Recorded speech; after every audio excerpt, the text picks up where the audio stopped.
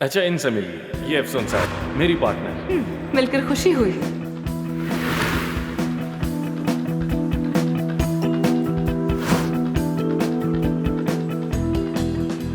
आयशा साहब कहाँ हैं? उनसे मिल लेता हूँ मैं। तुमने देखा उन्हें? डांस? हम तो डांस करने वाले थे ना, कहाँ जा रहे हो? डांस करने वाले थे। तुम जब से यहाँ आई हो इस हॉस्टल में फसाद खड़ा करके रखा है तुमने। मैंने तुम्हें कई बार समझाया है कि ये कोई गांव नहीं है, यहाँ हर चीज के उसूल और ज़वाबित होते हैं। अगर मेरे गांव से होने का दोबारा जिक्र किया तो तुम्हें जोर की लात मारूंगी।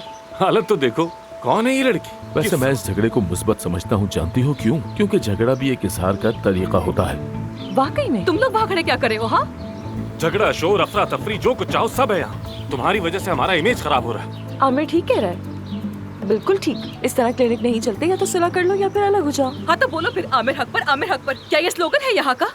आमिर ही हक पर है। कोई हक पर नहीं है, मैं हूँ हक पर।